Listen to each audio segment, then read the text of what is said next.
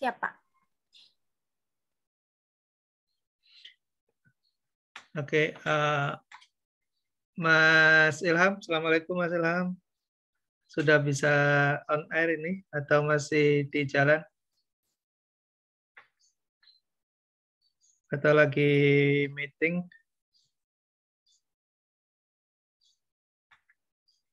Oke, belum ada respon ya. Oke, Mbak Labrita, nggak apa-apa ya, kita sambil ngobrol dulu ya. Sambil nunggu nanti ini, Mas Ilham bisa standby.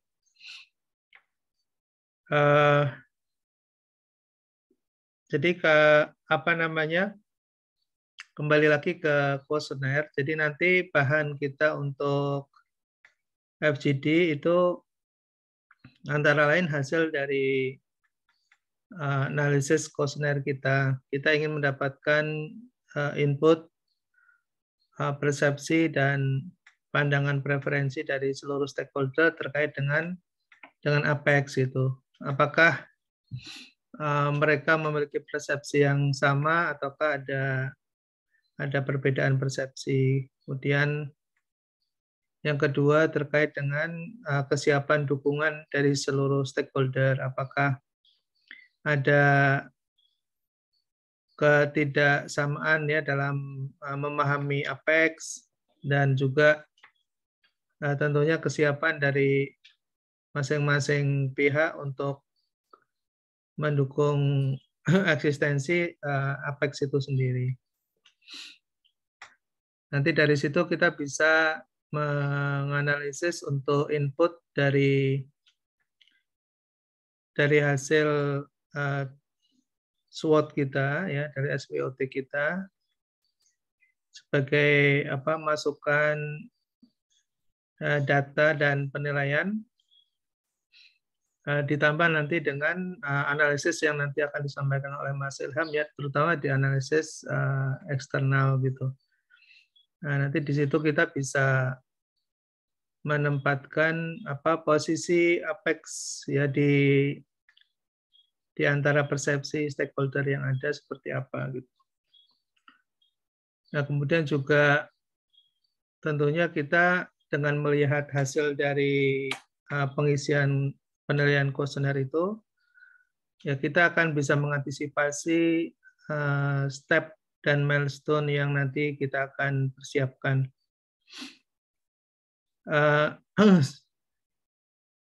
Saya juga belum terlalu paham ya, apakah kita juga belum mempersiapkan draft-draft dokumen ya dalam proses pendirian Apex ini yang kita akan bangun kerangkanya. Misalnya ada draft MOU, draft kesepahaman dalam konsorsium, kemudian draft anggaran dasar misalnya, kemudian ke dalam konsep manajemennya gitu ya, manajemen pengelolaannya apakah sampai situ atau tidak. Nanti mungkin Mbak Alberta bisa melihat ke SOW kembali juga ya, saya bisa dibantu pemahaman terkait dengan framework ini sampai sejauh mana gitu, apakah hanya sekedar menyiapkan instrumen-instrumennya saja ataukah sampai kepada persiapan konsep pengelolaannya gitu ya, konsep pendiriannya gitu. Oke ya, mungkin Mas Ilham sudah on air. Mas Ilham. Halo, Mas Ilham. Halo, ya Mas.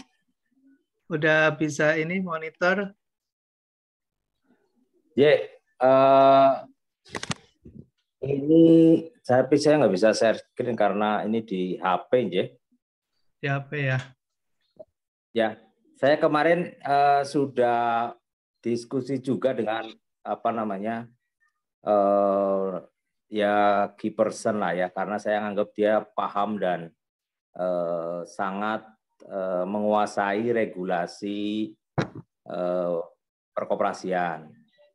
Beliau mantan deputi kelembagaan Pak Untung Tribasuki ya, mungkin Pak Bagio juga kenal.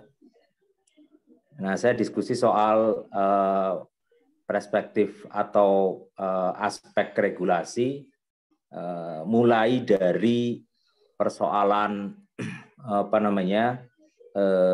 kegiatan bisnis usaha simpan pinjam, bagaimana regulasi itu dikonstruk, sampai dengan kemungkinan pengembangan Apex ya, sampai juga isu irisan-irisan regulasi yang ada berhubungan dengan kegiatan usaha simpan pinjam ini atau koperasi simpan pinjam. Nah, yang menarik dari yang ini sedang saya tulis itu adalah kalau dalam perspektif regulasi perlu dibikin penekanan antara pengaturan terhadap pelaku usaha dengan pengaturan terhadap lapangan usaha. Karena presiden atau apa ya istilahnya itu ini langsung saya diskusi atau nggak apa-apa, gimana nih, Mas? Nggak apa-apa lah. Kita manfaatkan buat ini dapat beberapa mungkin informasi baru atau perspektif baru gitu, nanti dalam penyusun tulisan itu biar makin kaya dan dalam gitu. Nggak apa-apa, Mas. Oke. Ya, jadi kalau menurut beliau ya, saya berdiskusi panjang itu, kalau kita merujuk pada peraturan perundang-undangan yang ada, maka yang diatur sebenarnya adalah lapangan usaha, mulai dari undang-undang mengenai perbankan, undang-undang mengenai usaha kecil ya, UMKM, usaha mikro kecil menengah, kemudian undang-undang mengenai LKM, undang-undang mengenai anti monopoli. Itu adalah undang-undang yang semuanya mengatur ke kegiatan sektor usaha, termasuk di undang-undang perkoperasian sampai dengan PP peraturan pemerintah turunannya ya, PP 995. Nah, di regulasi-regulasi ini tidak ada yang mengatur mengenai pelaku gitu. Yang justru unik adalah ketika koperasi mau diatur-atur oleh peraturan perundang-undangan, itu menurut beliau. Jadi dan itu harus dibedakan antara subjek hukum dengan objek hukum. Ya, jadi subjek hukumnya itu kan pelaku dan kemudian objek hukumnya itu di lapangan usaha. Nah, ini nanti coba saya rangkum, saya tulis, kemudian saya konfirmasi lagi ke beliau apakah yang dimaksud seperti itu ataukah ada pemahaman saya yang mungkin kurang pas sebagai orang yang non hukum. Nah, masuk ke isu di simpan pinjam ini, ketika saya berdiskusi dan kemudian menyentil apa yang diungkapkan oleh Pak Agus Santoso bahwa simpan pinjam, koperasi simpan pinjam itu adalah di luar sistem keuangan Indonesia, nah itu menurut beliau ada pemahaman hukum yang fatal, yang keliru, karena simpan pinjam itu adalah kegiatan usaha yang memang direkognisi oleh undang-undang. Jadi fungsi untuk melakukan kegiatan simpanan dan pinjaman kepada masyarakat itu hanya boleh dilakukan oleh lembaga keuangan bank dan non-bank. Nah, kegiatan non-bank itu kan koperasi. Nah, disitulah sebenarnya kegiatan usaha koperasi masuk dalam sistem keuangan. Jadi ada kegiatan simpan pinjam yang memang diakui oleh undang-undang bahwa penyelenggara atau pelaku sebagai subjek hukumnya itu tidak diatur oleh undang-undang perbankan.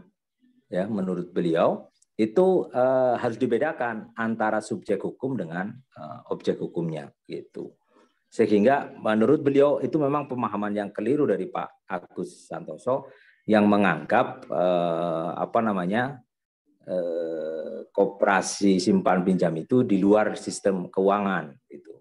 Meskipun kemudian ada penekanan kegiatan usaha simpan pinjamnya koperasi adalah fungsi intermediari yang dilakukan hanya oleh oleh koperasi kepada anggotanya, tidak boleh untuk pelayanan kepada non anggota gitu. Nah, mungkin ini nanti juga sebagai pancingan diskusi secara officially mungkin kita akan karena waktu itu saya tidak secara resmi mewawancarai beliau dalam konteks kajian kita, tetapi kita berdiskusi dengan beliau tentang perkembangan perkoperasian, termasuk di kegiatan simpan pinjam yang beliau sangat soroti cukup serius sampai dengan di pengawasan. Nah, yang menarik juga yang menurut saya juga akan ada singgungannya erat dengan kajian yang sedang kita lakukan adalah beliau menyatakan bahwa di dalam sistem hukum internasional di negara manapun koperasi itu masuk dalam sistem moneternya rezim moneternya negara yang bersangkutan. Jadi kegiatan usahanya tetap pada pengawasan dan supervisi dari otoritas moneter setempat ya. Beliau mencontohkan di beberapa negara. Karena Pak Untung kebetulan anggota dari Law Committee Komite Hukum dan Advokasinya ICA ya. Law and istilahnya Committee of Law and Policy atau apa di ICA gitu. Jadi beliau punya data-data di beberapa negara yang memang merekognisi dan yang aneh itu memang di Indonesia ketika koperasi secara kepengawasan dan ininya di bawah Kementerian Koperasi, tidak di bawah otoritas moneter yang resmi. Mungkin itu juga yang membuat Pak Agus Santoso merasa koperasi simpan pinjam itu di luar sistem rezim keuangan yang diakui di Indonesia itu. Nah, mungkin ini yang menjadi bahan kita, faktor-faktor eksternal ini menyambung tadi yang dianalisis oleh kita di isu pertemuan kali ini adalah membahas faktor eksternal. Dari sisi regulasi ini terdapat celah yang cukup gap ya, ada gap kekosongan di sisi regulasi dan juga pemahaman regulasi. Tapi menurut Pak Untung sebenarnya dari sisi regulasinya sudah cukup mewadahi ya keberadaan dari fungsi melindungi dan merekognisi kegiatan koperasi simpan pinjamnya. Hanya saja kecuali di sisi kepengawasan dan juga di sisi ini. Tetapi beliau menggambarkan kekurangan regulasi itu pada aspek 3 hal, karena ini yang dilakukan di beberapa negara ketika merekognisi keberadaan koperasi simpan pinjam. Yang perlu dilakukan oleh negara adalah di 3 aspek ya. Satu adalah di insentif pajak ya, itu dilakukan seperti di Singapura, di beberapa negara ya, di Kanada gitu ada insentif pajak untuk koperasi. Yang kedua adalah subsidi bunga. Jadi beliau menggambarkan kalau KUR misalnya, KUR ada 10 triliun mensubsidi, ada 20 triliun untuk subsidi bunga. Maka seharusnya 10 triliunnya untuk bank, yang 10 triliunnya untuk non-bank. Karena sistem kegiatan keuangan yang dilakukan oleh non-bank itu harusnya juga mendapatkan keringanan bunga, subsidi bunga di situ. Jadi ini menunjukkan keberpihakan atau keadilan dari kehadiran negara dalam memberikan layanan keuangan yang murah bagi rakyatnya. Yang ketiga adalah mitigasi risiko. Mitigasi risiko itu memberikan perlindungan bagi masyarakat yang menggunakan layanan keuangannya koperasi dengan cara mereka diberikan asuransi, dijamin simpanannya.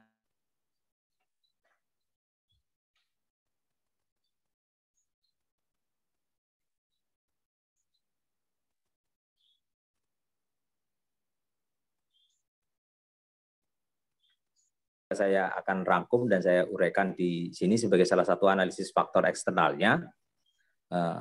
Saya minta pendapat dan masukannya nih dari Pak Bagio nih terkait dengan apa yang disampaikan oleh Pak Untung tadi. Oke, makasih Mas Ilham. Saya kira menarik ya untuk menjadi salah satu informasi dan sekaligus menjadi dasar untuk mengembangkan tulisan yang kita sedang berorientasi dalam rangka untuk memberikan penguatan terhadap Apex ya. Jadi kita sekarang sudah, artinya yang kita diskusikan itu terkait nanti dengan Apex yang terkait dengan sistem pengawasan dan regulasi dukungan terhadap ekosistem dan infrastruktur koperasi. Saya kira kita sudah final yang kita sudah siapkan itu. Besok kita akan paparkan ya ke BKF dan terutama ke BKF untuk memberikan masukan terhadap rancangan Undang-Undang P2SK.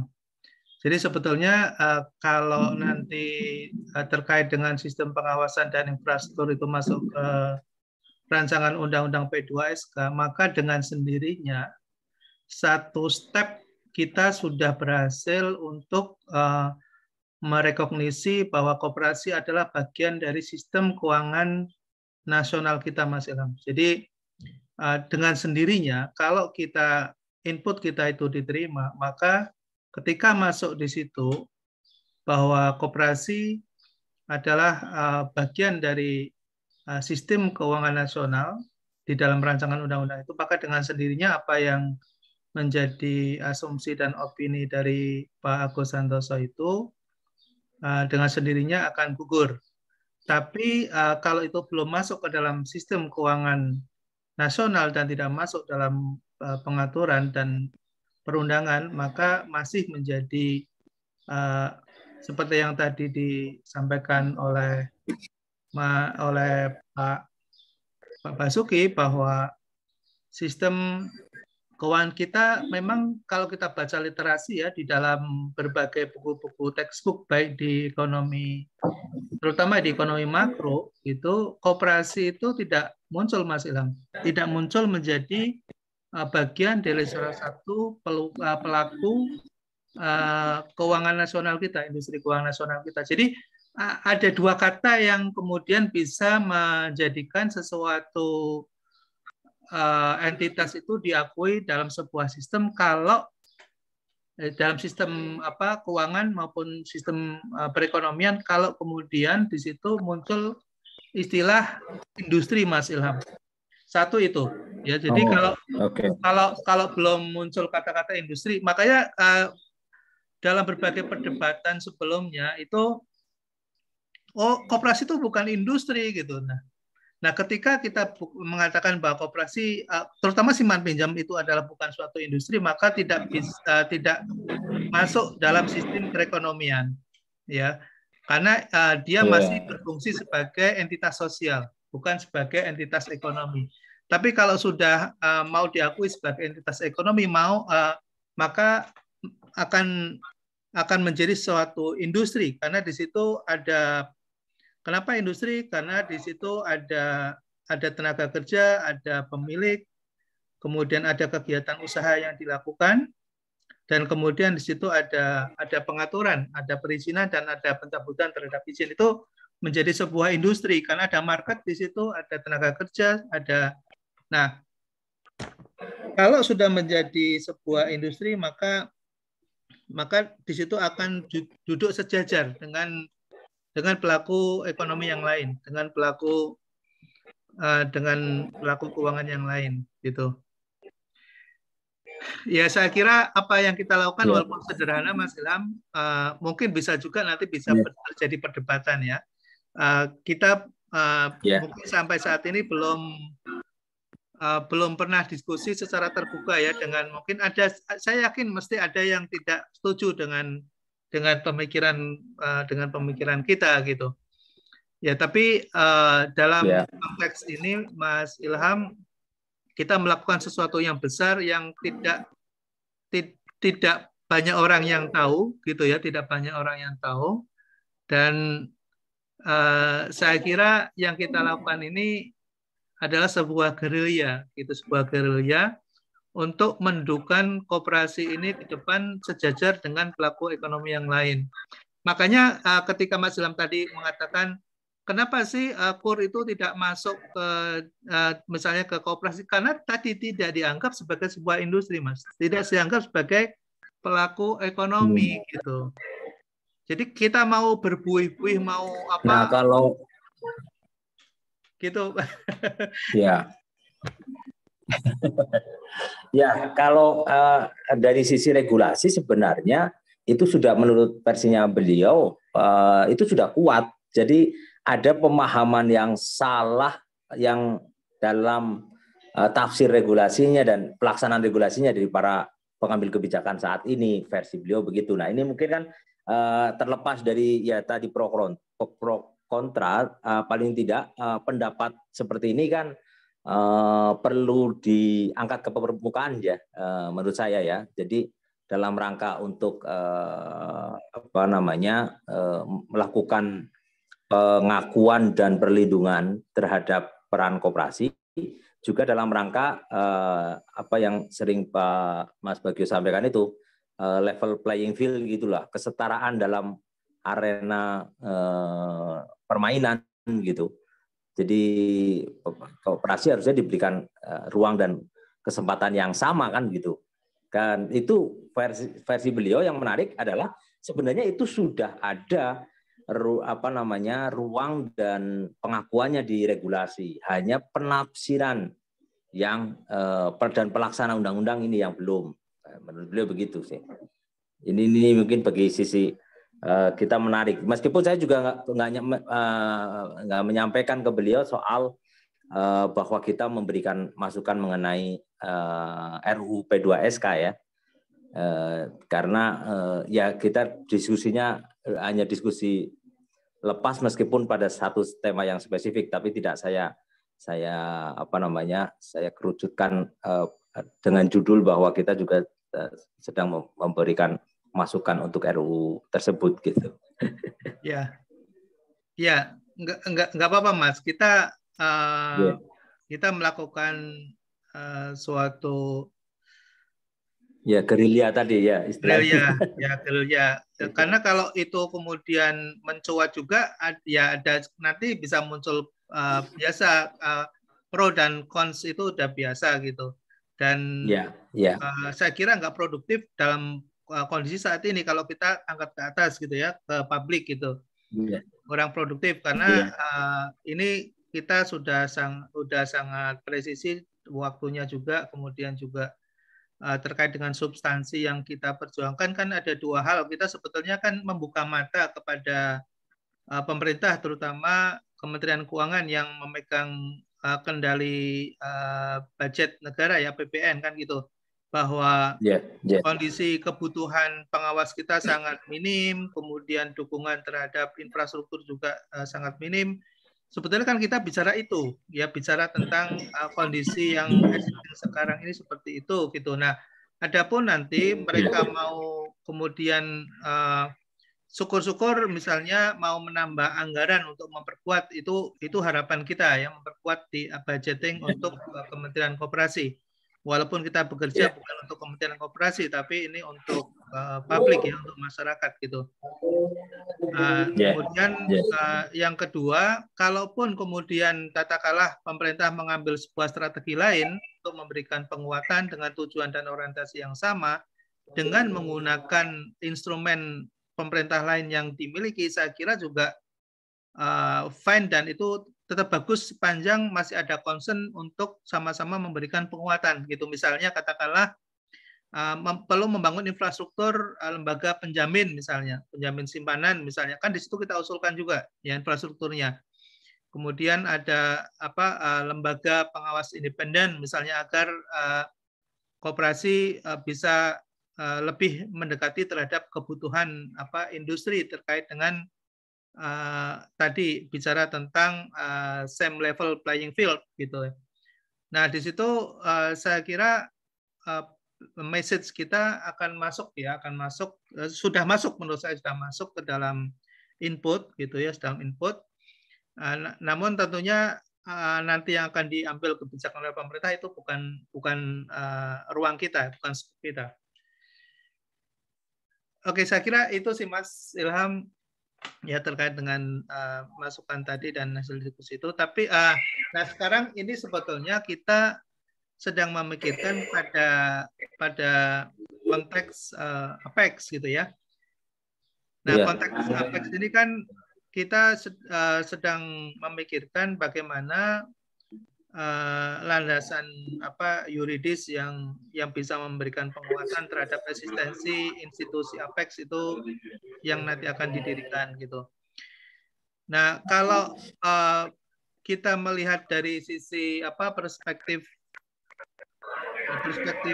regulasi, sebetulnya bisa menggunakan beberapa dasar ya, bisa menggunakan dasar secara secara profesional dengan menggunakan perseroan di bawah supervisi OJK, ataukah kita akan mengambil BLU sebagai dan di bawah pengawasan dan supervisi Kementerian Keuangan, atau kita akan menggunakan koperasi sekunder ya. Nah, kalau kita menggunakan koperasi sekunder, saya kira sudah jelas ya dasar regulasinya. Nah, ini yang nanti kita akan mendapatkan masukan dari kuesioner yang akan kita bagikan ya, kepada responden. Apakah nanti akan mengerucut kepada bentuk model BLU ataukah koperasi sekunder? Apakah mau masuk ke dalam ranahnya di perseroan yang nanti dalam bentuk misalnya modal ventura misalnya. Ya itu satu satu orientasi nanti yang akan kita kembangkan pemikirannya gitu. Nah, kemudian yang kedua yang masih menjadi pertanyaan saya sebetulnya yang nanti tolong dibantu juga menurut pendapatnya Mas Ilham dan Mbak Alberta, apakah framework yang sedang kita desain bersama ini masuk sampai kepada penyiapan SOP gitu ya, ataukah hanya menyiapkan pada instrumen saja gitu ya. Instrumen itu maksudnya termasuk kuesioner yang kita sedang bangun ini, kemudian nanti muncul output dalam bentuk SWOT. Kemudian setelah ada SWOT, kita akan lanjutkan ke tahapan kertas kerja berikutnya gitu. Ya sampai kemudian instrumen-instrumen itu nanti bisa digunakan oleh project management ketika mereka nanti akan menginisiasi dalam suatu pendirian Apex gitu. Ya sampai sini aja dulu ya. Mungkin ada, kalau Mbak Alberta gimana Mbak Alberta pandangannya? Kalau sebenarnya kalau misalnya saya cek di SOW, terus saya konfirmasi ke Mbak Nadia, kata beliau sih sampai instrumen aja Pak untuk kita gitu. Kalau saya konfirmasi ke Mbak Nadia tadi begitu barusan. Oh oke.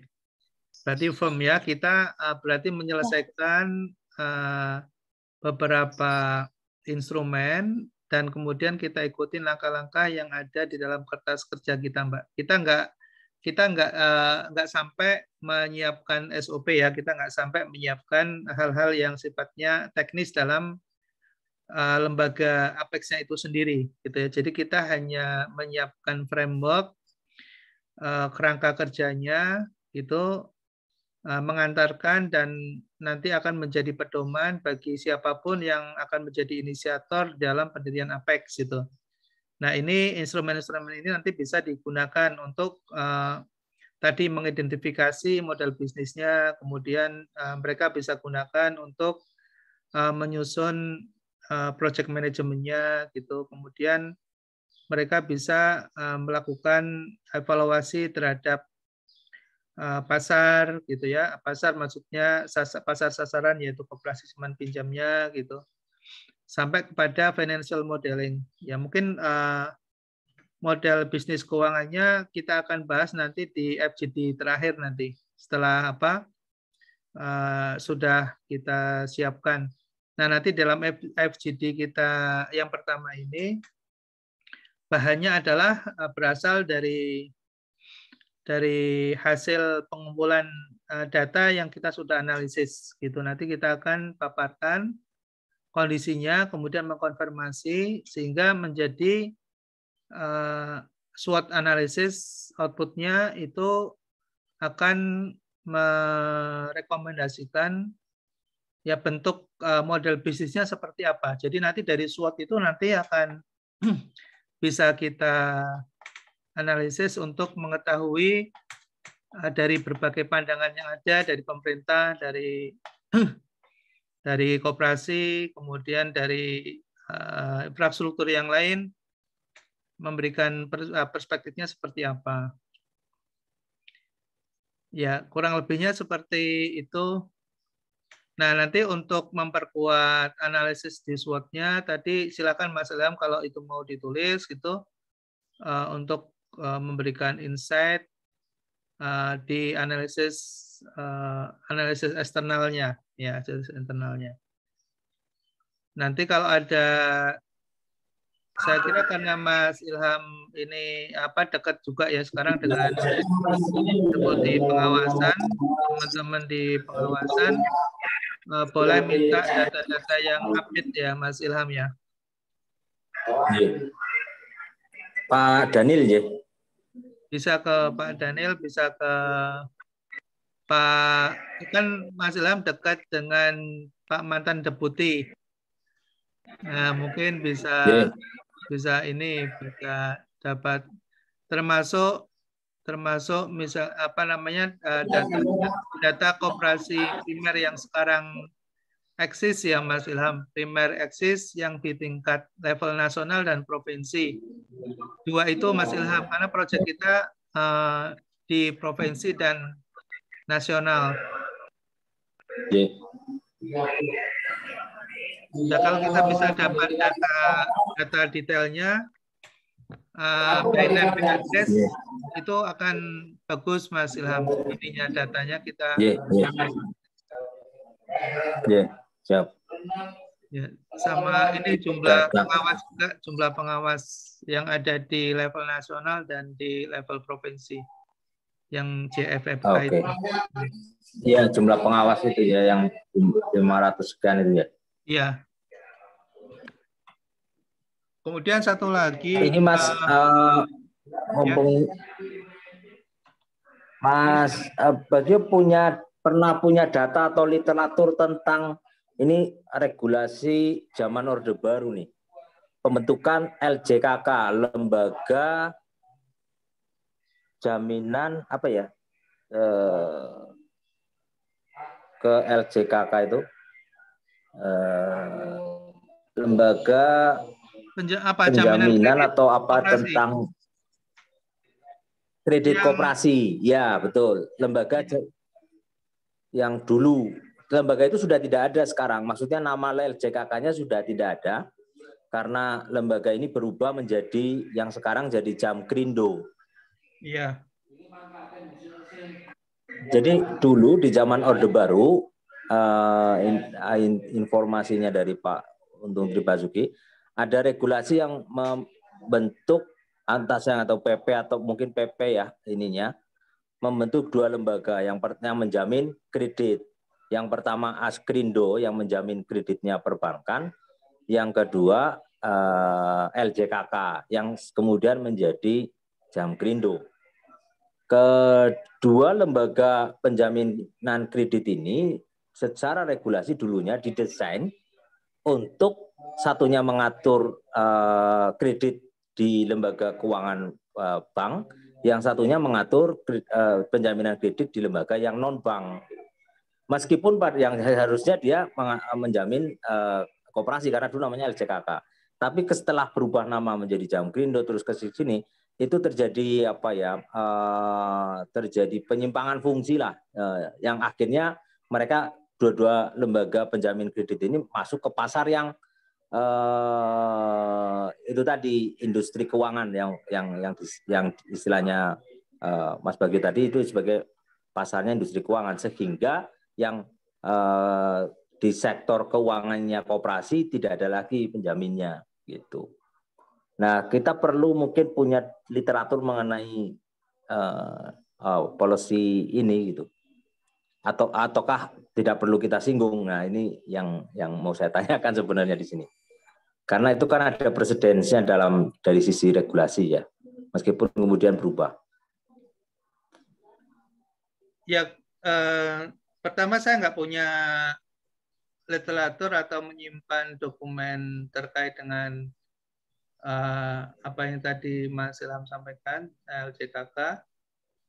Saya nggak punya. Kalau Mas Ilham ada, bagus untuk meruntut kronologi penguatan ekosistem kita ya, penguatan ekosistem di koperasi yang sudah berjalan selama ini. Jadi kita bisa membuat sebuah bercerita tentang apa yang sudah diupayakan dilakukan oleh pemerintah dalam rangka untuk memberikan penguatan terhadap ekosistem perkoperasian kita. Nah, itu bisa menjadi referensi ya di dalam analisis kita bisa. Karena nanti sekarang yang kita sedang lakukan ini adalah sebetulnya juga menjadi bagian dalam memberikan penguatan terhadap infrastruktur koperasi APEX itu gitu. Nah, jadi APEX itu nanti sebetulnya bisa menjadi embrio dalam pengembangan infrastruktur yang lain. Jadi ini yang kita harus sama-sama pahami bahwa seberapapun kita teriak untuk kebutuhan terhadap lembaga penjaminan simpanan koperasi nggak akan mungkin wujud gitu ya tanpa adanya tata kelola yang baik, tanpa adanya governance. Nah, governance itu ada 3 elemen yang dipahami oleh Kementerian Keuangan, yaitu elemen risiko, kemudian elemen pengendalian internal atau internal audit atau SPI gitu. Nah, kemudian elemen prinsip-prinsip dari governance itu sendiri, ya GCG, yaitu transparansi, akuntabilitas dan sebagainya itu. Nah, itu harus dijalankan, baru nanti bicara lembaga penjaminan simpanan. Itu kalau bicara ke situ. Nah, itu bisa dilakukan kalau koperasi itu sendiri melakukan proses perbaikan atau proses perubahan atau revitalisasi terhadap tata kelolanya gitu. Nah, itu nggak akan mungkin bisa terjadi kalau kemudian dibiarkan berjalan berdasarkan dengan market conduct. Jadi mereka suruh merubah sendiri nggak akan mungkin bisa dilakukan. Jadi bisa dilakukan kalau ada intervensi. Nah, intervensi itu kan sebetulnya ada 2 instrumen, ada intervensi langsung, ada yang tidak langsung. Kalau intervensi langsung itu melalui sebuah mandat undang-undang, perundangan, yang tidak langsung itu melalui ekosistem. Nah, yang kita lakukan sekarang itu dalam APEX itu sebetulnya ingin mendorong untuk melakukan compliance terhadap market conduct. Nah, melalui sebuah ekosistem yang dibangun gitu. Nah, ketika mereka nanti akan bergabung ke dalam suatu APEX, itu dengan sendirinya ada beberapa persyaratan yang harus dipenuhi. Misalnya, mereka harus melakukan kegiatan reportingnya secara akuntabel, gitu ya, misalnya. Kemudian transparan dalam pengelolaan organisasinya. Kemudian mereka harus memiliki sistem core system yang bisa dipertanggungjawabkan gitu. Nah, jadi mereka bisa diterima oleh industrinya sendiri, itu menjadi salah satu entry point. Karena APEX ini kan nanti kita harapkan bisa menjadi penyeleksi alam. Jadi nanti yang akan bergabung itu bisa bergabung kalau bla bla bla bla gitu ya. Anda memiliki laporan keuangan yang transparan, Anda memiliki core system. Jadi Anda harus memiliki sistem pembukuan yang accountable. Anda koperasi harus comply terhadap prinsip-prinsip ini gitu. Nah, nanti bisa bergabung dan bisa kita terima sebagai anggota karena Anda bisa melakukan mitigasi risiko dengan baik. Nah, salah satu dari risk mitigation adalah melalui beberapa tadi tahapan yang dilakukan. Nah, artinya kalau kemudian sudah bergabung di Apex, itu nanti bisa menjadi pilot dari lembaga penjaminan simpanan itu sendiri gitu. Karena apa? Karena tata kelola operasi yang sudah bergabung di Apex itu sudah terseleksi. Dia memiliki tata kelola yang baik, dia memiliki pembukuan yang bisa dipertanggungjawabkan, standar gitu ya. Nah, itu jadi kita membuat sebuah strategic ya strategic policy itu melalui intervensi non struktural gitu Mas Ilham. Kita tidak melakukan sebuah upaya membangun regulasi secara mandatori gitu, tapi kita membangun sebuah ekosistem infrastruktur. Bisa ditangkap mungkin ya, Mas Ilham? Iya, Mas. Ya. Mas. Ya. Jadi itu upaya perjuangan yang kita lakukan melalui sebuah proses yang memang agak panjang gitu. Tapi tentunya kita nggak bisa memang nggak harapan tetap harus ada, dan peluang juga ada untuk bisa kita melakukan suatu hal gitu. Ya, tapi nanti akan kembali kepada gerakan koperasi sendiri, apakah memahami konteks ini atau melihat ini sebagai suatu barriers ya. Jadi ada dua perspektif nanti yang kita sudah hipotesiskan. Jadi bisa saja koperasi melihat apa yang kita usahakan ini adalah sebagai sebuah barriers ya, sebuah hambatan untuk mereka bisa berkembang. Tapi bisa jadi kalau yang berpikir progresif dan terserahkan akan melihat bahwa ini adalah sebuah jembatan, sebuah bridge gitu ya, untuk menuju pada penguatan ekosistem yang mandiri. Ya, ekosistem yang mandiri yang dimiliki sendiri oleh koperasi. Yang dimiliki sendiri oleh koperasi, oleh gerakan. Nah, ini nanti tergantung dari cara pandang, perspektif, daya tangkap, daya nalar, dan wawasan ya dari para pelaku koperasi itu sendiri, Mas Ilham. Tapi kalau kita ada kesempatan ya kita bicara hal seperti itu, Mas Ilham. Jadi kalau bicara tentang penguatan koperasi ke depan itu, kita harus melakukan secara mandiri dari dalam, dari gerakan koperasi itu. Nah, kita memberikan jalan. Kadang mereka gerakan koperasi ini kan tidak, mohon maaf ya, bukan mengertikan arti mengecilkan arti wawasan, tapi mereka kan sudah tersibukkan ya dengan rutinitas teknis dan operasional di koperasinya masing-masing gitu. Jadi tidak sempat untuk memikirkan hal-hal yang sebetulnya strategis gitu. Nah, saya kira ini tugas kita ya. Ini sebenarnya tugas para pemikir gitu ya, para pengambil kebijakan gitu. Nah, tapi kadang para pengambil kebijakan sendiri kita juga sudah tahu ya, mohon maaf dan nuwun sewu, seperti yang saya ya sudah beberapa kali kita lihat gitu. Kita ingin memberikan sebuah masukan gitu, memberikan sebuah strategi pemikiran yang sebetulnya kita tidak dibayar juga oleh mereka gitu. Ya, tapi mereka mungkin menganggap sesuatu hal yang itu tidak perlu atau bahkan bagi mereka itu membuat ribet gitu. Ya, tapi saya kira kita nggak perlu berkecil hati lah bahwa apa yang kita lakukan ini nothing tulus untuk sebuah gerakan yang kita lakukan. Kebetulan ada yang memberikan jalan kepada kita, gitu ya. Ada memberikan jalan kepada kita. Ini kalau tidak ada extra US aid juga barangkali nggak sampai ke sini juga, gitu. Saya kira begitu ya, Mas Ilham.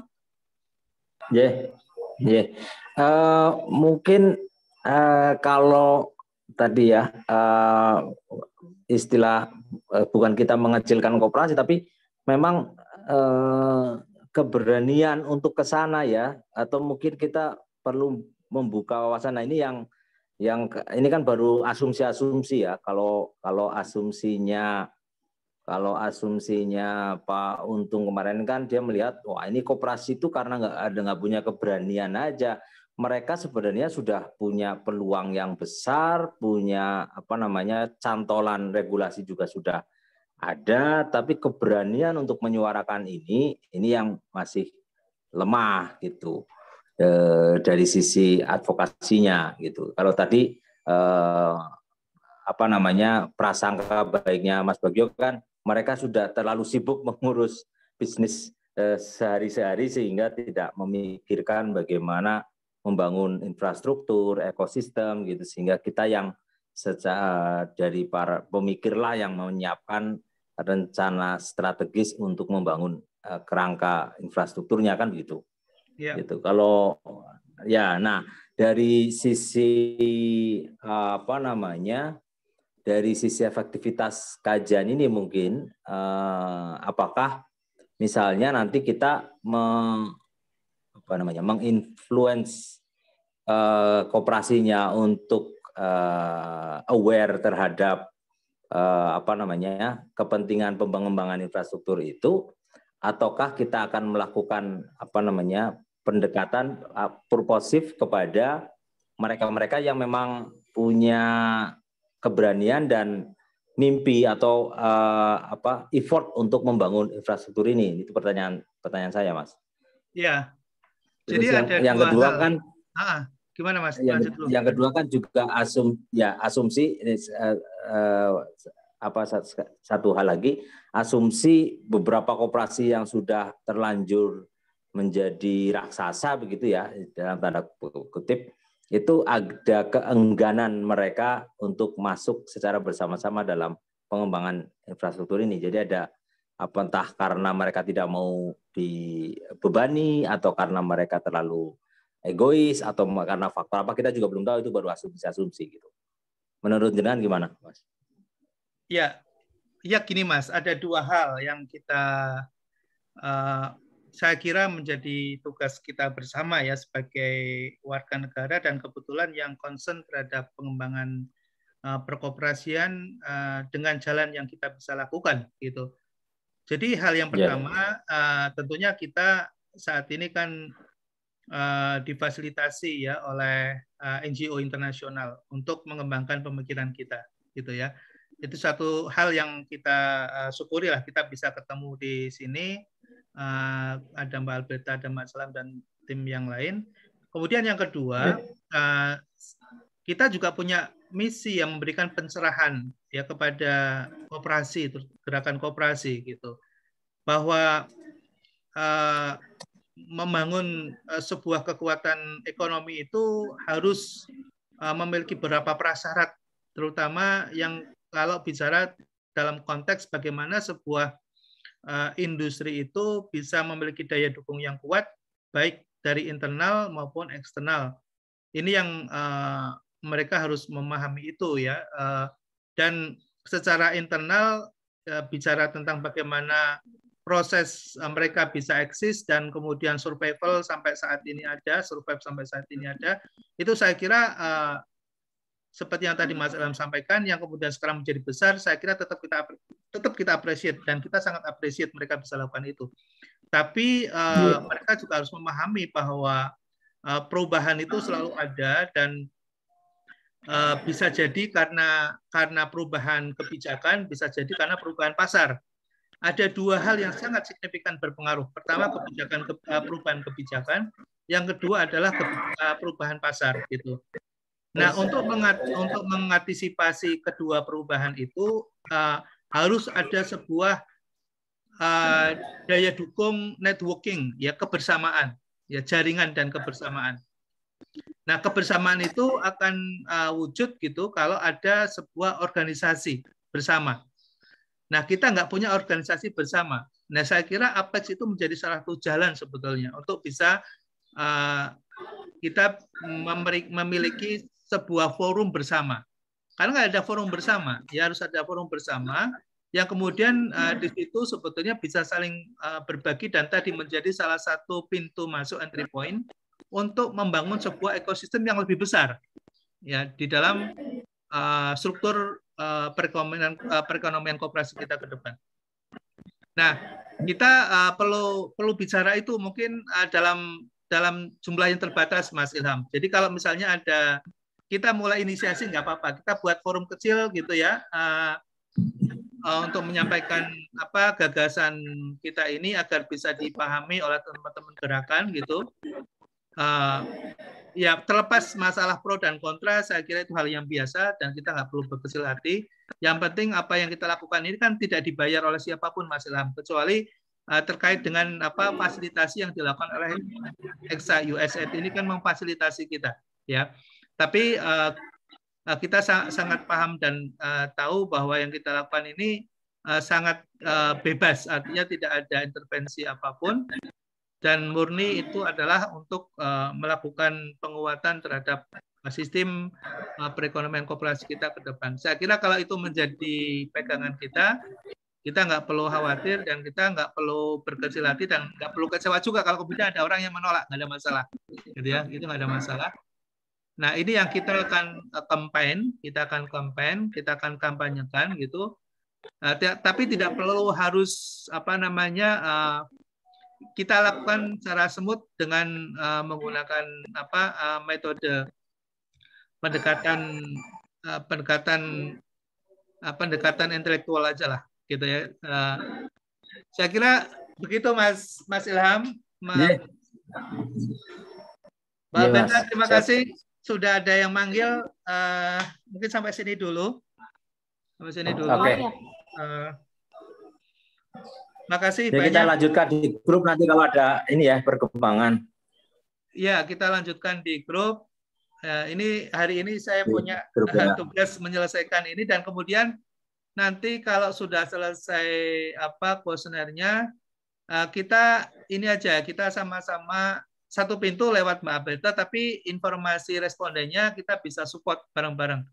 Ya misalnya nanti untuk kementerian, kita bisa share siapa aja, tapi sebagai sebuah gambaran untuk kementerian, kita sudah punya grup pejabat pengawas koperasi ya, Mbak Alberta ya. Iya Pak. Nah itu baik di level nasional maupun di level provinsi menjadi responden utama kita, Mbak. Itu menjadi responden utama kita. Oh, yang grup pengawas yang PBK itu ya, Pak? Betul. Iya, karena asumsinya bahwa mereka itu kan sudah lebih paham dibandingkan dengan pejabat yang lain tentang koperasi, Mbak. Mereka sudah tahu, sudah mendapatkan pendidikan, sudah dapat literasi, dan punya pengalaman melakukan pengawasan. Jadi paham dengan regulasi dan paham tentang kondisi fakta-fakta di lapangan, gitu. Nah, ini asumsi kita, ya. Jadi kalau mereka jadi responden, saya kira akan lebih berkualitas lah untuk memberikan pandangan gitu. Oke, sementara itu kemudian yang kedua, Mbak Alberta, untuk kuesioner koperasi primer, kita coba nanti bisa share di mana kita punya data atau dokumen tentang koperasi, termasuk PIC-nya, kita bisa hubungin semuanya aja, Mbak, yang dulu pernah kita melakukan konteks, melakukan connect juga, seperti yang di Jawa Timur, di Sulawesi Selatan, maupun di Jawa Tengah yang pernah kita berhubungan dengan mereka, datanya bisa di-update kembali dan kemudian jadikan mereka sebagai responden, Mbak. Oh, yang di Jawa Timur dan Sulawesi, Pak, berarti? Ya. Oke, Pak, kalau gitu. Ya, semua data yang kita punya itu kita kirim aja sebagai respondennya. Karena kita nggak bisa memastikan apakah mereka semuanya akan juga mengembalikan atau menjawab kuesioner yang kita bagikan atau tidak, kita nggak bisa jamin kan. Jadi kita perlu, tapi kita sendiri perlu data. Kita perlu data pandangan dari koperasi yang memiliki level yang berbeda ya, dari KUK 1 sampai KUK 4 ya, semuanya ada. Jadi nanti kita bisa lihat perbedaannya, nanti kita bagi bagaimana persepsi dari KUK 1, 2, 3 dan 4 seperti apa. Nanti kelihatan, Mbak. Nanti kelihatan. Bisa kita kelompokkan untuk analisis. Oke, Pak. Kalau gitu. Berarti ini kuesioner koperasi primernya udah bisa dibagi ya, Pak? Bisa dibagi, Mbak. Oh ya, udah. Nanti saya mulai mungkin saya sebar ke grup dan juga personal ya, Pak. Iya. Tapi sebelum dibagi, Mbak, mungkin Mas Ilham juga perlu dikirim.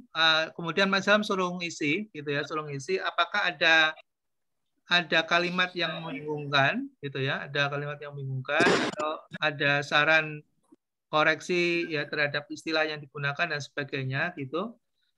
Ya sebelum kita bagikan, kita koreksi kembali, kita review lagi.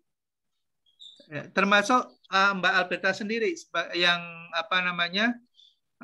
ngisi juga ya, mengisi, dibaca benar, kemudian diisi kira-kira pesan atau message dari pertanyaan itu apakah sudah sesuai dengan persepsi kita atau belum gitu. Nanti perlu rewarding kalau memang sulit dipahami. Oke, Pak.